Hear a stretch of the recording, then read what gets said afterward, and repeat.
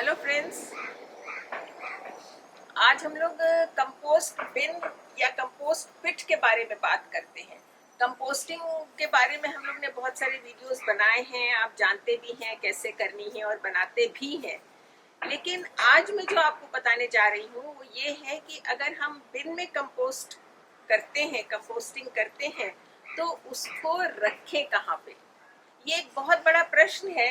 जैसे कि मैं आप ही लोगों से राय मांगती हूँ कि आप बताइए कोई प्रॉब्लम है, तो बहुत लोगों के इस तरह से प्रश्न हुए कि मैम कंपोस्ट बिन हम रखें कहाँ पे, ये आप सजेस्ट करिए किस जगह के लिए, क्या लोकेशन उसके लिए उचित है। तो मेरा फ्रेंड्स ये मानना है कि चूंकि पहले तो वो पूछते हैं कि सन में रखें कि शेड में रखें। तो इसको थोड़ा सा सन में होना चाहिए, क्योंकि जब भी आप इसको शेड में या ठंडी जगह में रखेंगी तो आपकी जो कंपोस्टिंग होएगी वो बहुत अच्छी नहीं होएगी, बहुत टाइम भी लगेगा। इसीलिए आपने देखा होगा जो बना रहे हैं आप लोग कि जाड़ों में कंपोस्ट होने में मटेरियल को बहुत टाइम लगता है डिकम्पोज होने में, और वनस्पति इससे कि गर्मियों में वो जल्दी बन जाता है। और जब वो डिकम्पोजिंग हो रही होती है तब उसमें काफी हीट जनरेट होती है। तो इसके लिए हमको ऐसी जगह चुननी चाहिए कि जो ना शेडेड हो ना सनी हो, पूरी तरह सेमी शेड और हो, और उसमें धूप भी दिन के किसी टाइम पर जरूर आनी चाहिए। उसके बाद हमको ये देखना है फ्रेंड्स की अप्रोच एक्सेस उसकी, कहीं आपने छिपा के दूर कोने में रख दिया कि नहीं ये तो साइट अच्छी नहीं है, देखने में अच्छा नहीं लगता, गंदगी होती है, तो इसको ना थोड़ा सा कहीं पीछे कोने में रख देते हैं घर के, या बाहर किसी झाड़ के पीछे रख देते हैं। नहीं, ऐसा नहीं करिएगा, क्योंकि अगर आपकी अप्रोच वहां तक जाने की सुविधाजनक नहीं है तो आपका जो किचन में काम करने के बाद जो वेस्ट तैयार होता है, जिसको आप एक कंटेनर में कलेक्ट करते हैं, इकट्ठा करते हैं, तो वो आपका मान लीजिए भर गया है, बाहर हो रही है बारिश, तो आप नहीं जा पाएंगे वहां तक। आप एक हाथ में छाता एक हाथ में अपना डिब्बा लेके वहां तक नहीं जा पाएंगे। तो आपको फिर 2-3 दिन अगर इस तरह से हो गया, जिस तरह की बारिशों में कंटिन्यूअस 3-4 दिन तक बारिश होती है और हम बाहर स्टेप आउट नहीं कर पाते हैं, तो और बिन आपने रखा है कहीं आड़ में छिपा करके, वहां की अप्रोच भी मिट्टी वाली है, तो आप और जाने से वहां पे कतराएंगे। फिर अल्टीमेटली होगा क्या कि वो जो आपका इकट्ठा किया कूड़ा है उसमें से स्मेल आने लगेगी, आप उसको कूड़े वाले के साथ को ही दे देंगे डस्टबिन में डाल के। And then gradually what will happen कि आपको अरुचि हो जाएगी, आप कहोगे नहीं नहीं बहुत कम्बरसम काम है, मैं ये नहीं करती हूँ, मेरे को ना कंपोस्ट का चक्कर छोड़ो, अपना काटो, छिलके कूड़े में डालो और कूड़े वाला आएगा वो ले जाएगा। प्लीज आप लोग, आपसे विनती है ऐसा मत करिएगा। तो अप्रोच बहुत सही होनी चाहिए। इसका मतलब लेकिन ये मत लगाइएगा कभी भी कि आप कंपोस्ट बिन को किचन के बाहर ही रख दें, कि वो तो बस निकालो और कूड़ा किचन के बाहर ही डिब्बा रखा है, उसी में कंपोस्ट बिन में हम कचरा अपना डाल देते हैं। वो भी बहुत ज्यादा फीजिबल नहीं है, क्योंकि आप जितना भी उसकी बैलेंस ड्राई की और वेट की मेंटेन करना चाहेंगे, कभी ना कभी क्या होता है उसमें वो आ जाते हैं, आपके पेस्ट आ जाते हैं, जीव आ जाते हैं, और स्नेल्स और स्लग्स आ जाते हैं। उसमें लीचेड जो उसका निकलता है, पानी जो निकलता है, वो अगर आपने कलेक्ट करना भूल गए, ओवरफ्लो आपका कंटेनर हो गया, तो वो आपका नीचे का फर्श गंदा कर देगा और फिर स्मेल भी उसमें से आ सकती है। Again that will be a nuisance. तो कम से कम दूरी जो आपकी एक्सेस इसकी होनी चाहिए वो होगी, कम से कम अगर आप 10 फीट दूर रखेंगे अपने एरिया से, तो वो एक सही डिस्टेंस होता है। और इसको छिपाने की बिल्कुल जरूरत नहीं है फ्रेंड्स कि ये गंदी चीज है या देखने में अच्छी नहीं लगेगी क्योंकि अनहाइजीनिक सा लग रहा है, स्मेल आ रही है, कभी भी नहीं। बल्कि on the contrary you should feel proud, you are doing decomposing, आप इसको कंपोस्ट बना रहे हैं, आपको गर्व होना चाहिए इस बात पे। आपके फ्रेंड्स आए, आपके मेहमान आए, वो देखें इस चीज को और उससे आपसे प्रेरित होए वो, और अपने घर में जाकर वो ये प्रक्रिया शुरू करें। बात तब बनती है फ्रेंड्स। तो आप इसकी सबसे जरूरी बात यह है कि ड्राई मैटर और कार्बन जो ब्राउन मैटर है वो वेस्ट है आपका, उसका कॉम्बिनेशन बना के रखें। और मैंने बताया धूप छांव वाली जैसी जगह में रखें, एकदम अंधेरे और ठंडे कोने में ना रखें। दूसरा, पक्के फर्श में जहां तक हो सके ना रखें उसको, क्योंकि फिर वही बात है, लीचिड जब गिरेगा उसमें से पानी गिरेगा तो हो सकता है आपका फर्श मेसी हो जाए, गंदा हो जाए, दाग धब्बे पड़ जाए। अब देखिए जैसे मैंने ये रखा हुआ यहाँ पे, ये आप पीछे दिख रहा होगा, मैंने एक स्टैंड के ऊपर रखा है, इसमें एक नल भी लगा है।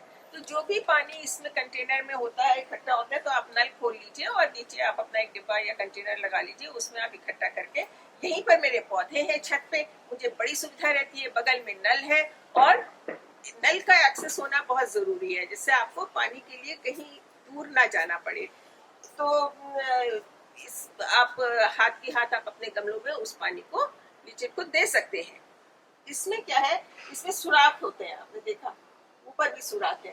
तो ये यहाँ रखा है खुले में, तो क्या होता है, बारिश के टाइम पर जब मुझे आइडिया नहीं था इतना, तो इसमें पानी बहुत भर जाता था, क्योंकि ढक्कन के ऊपर सुराख है, ऊपर से पानी गिरता था, अंदर सब भर जाता था उसमें।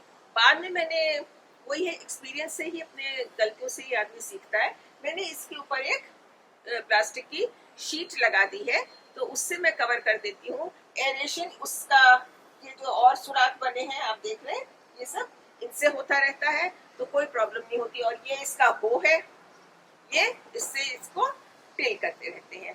तो इस, एक तो ये है, एक और है मेरे पास जिसमें मैं अपने बगीचे की पत्तियां डालती हूँ, क्योंकि छत पे काफी पत्तियां इकट्ठी हो जाती हैं, तो उनको भी ले जाके नीचे बिन, वो जो मेरा पाइल होता है ड्राई लीव्स का, जिसमें मैं कंपोस्टिंग करती हूँ, वो दिक्कत का काम होता है।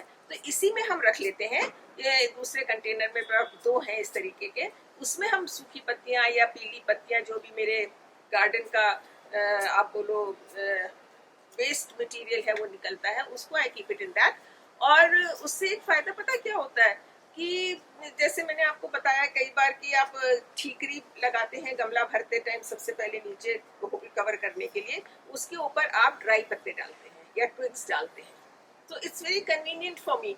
यहीं पर वो रखा हुआ है, बिन रखा है, उसमें पत्ते रखे हैं, आपने निकाला उसमें डाला, और तो ये गिव एंड टेक के हिसाब से आना जाना उनका पत्तों का लगा हुआ है, गमले में डल गए और पत्ते निकले वो उसमें डल गए, तो वो भरता नहीं है कभी पूरा, वो एक ऐसा बर्तन हो गया है जो कभी खाली नहीं होता है, तो बना रहता है उसमें हमेशा। तो आप इस तरह से कर सकते हैं।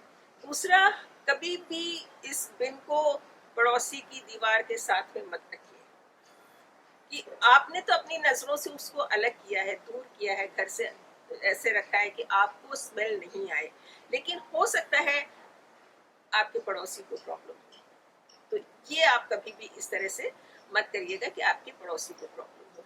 दूसरे, अगर आपने पिट में कर रही हैं, आप पत्तियां आप अपनी पिट में इकट्ठा कर रही हैं, आपकी नजर से, आपकी व्यू से, आपके लॉन से या बालकनी से वो नहीं नजर आ रहा है मान लीजिए, लेकिन हो सकता है आपके पड़ोसी अपनी बालकनी में जहां बैठ के चाय पीते हैं, बर्ड वॉचिंग करते हैं या नजारा लेते हैं सामने के पार्क का, उनको नजर आता है।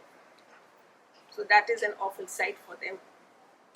Always be very very careful about your neighbors, कि उनको आपकी वजह से कोई परेशानी नहीं होनी चाहिए। तो अगर आप ये 2-3 बातें ध्यान में रखेंगे, कि इसको आप खुले में रखें, कोने में अंधेरे में ना रखें, ठंडक में ना रखें, धूप इस पे आती रहे, और इसको आप हो करते रहें, मटेरियल का बैलेंस बना के रखें, तो आपको कभी भी शिकायत का मौका नहीं मिलेगा, आपको ये कहने का मौका नहीं मिलेगा कि वेट वेस्ट से कंपोस्ट बनाना मुश्किल है।